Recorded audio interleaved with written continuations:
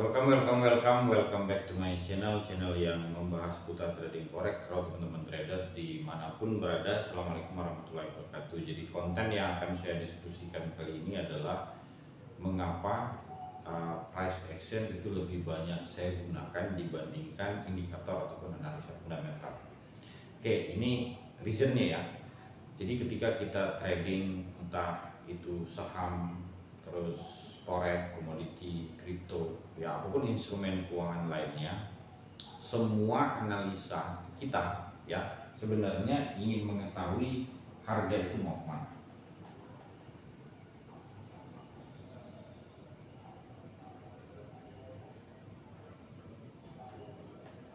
Oke, sebenarnya yang ingin kita jawab kan adalah pertanyaan ini. Harga itu apakah dia akan bergerak naik ya ataukah dia akan bergerak turun.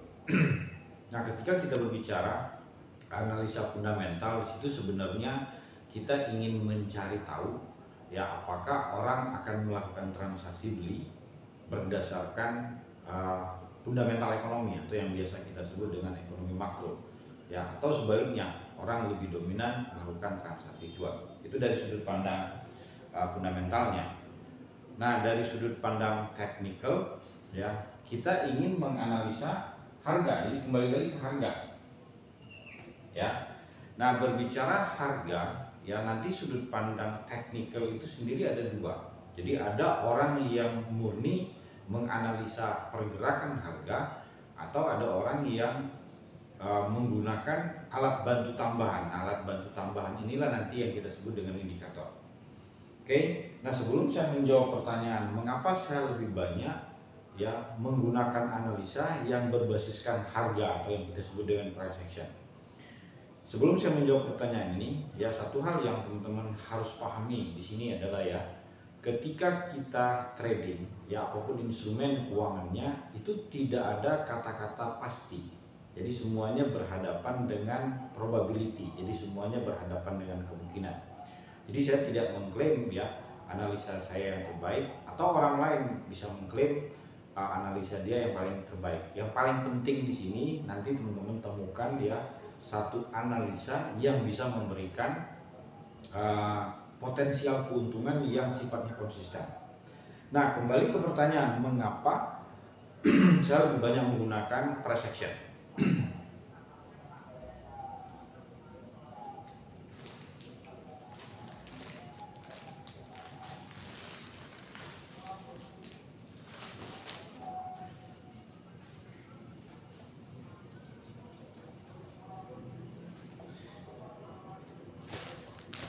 Oke teman-teman trader ya, seperti yang barusan saya jelaskan ya, saya akan berhadapan dengan kemungkinan.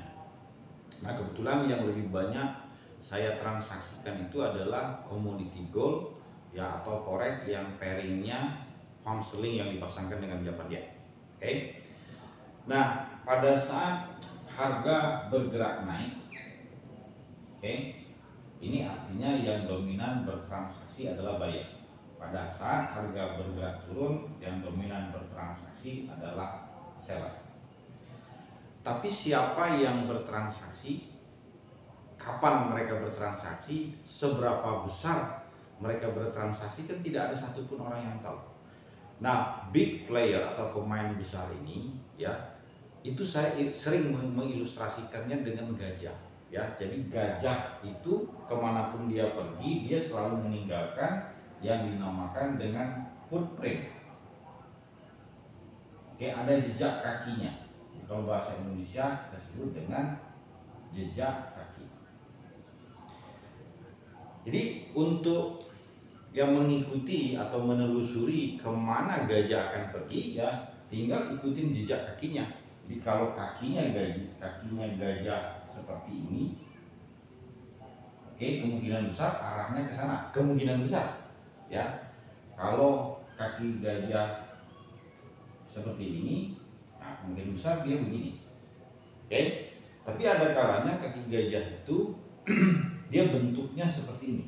Jadi bentuknya tidak jelas ya.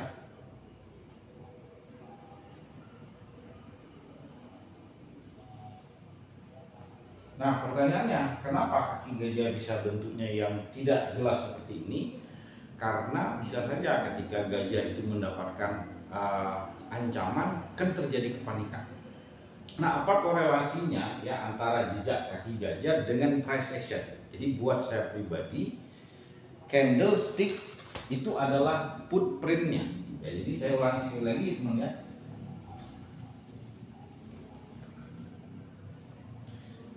Jadi candlestick, jadi buat saya ini adalah footprintnya atau jejak kakinya big player.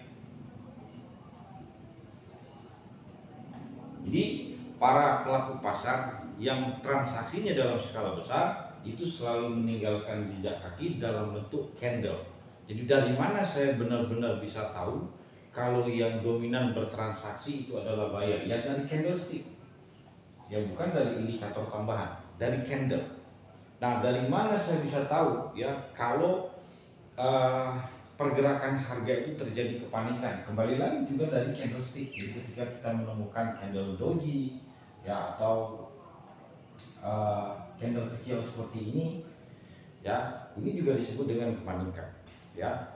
Atau dari mana saya bisa tahu harga akan berbalik arah ya ketika ada rejection seperti ini.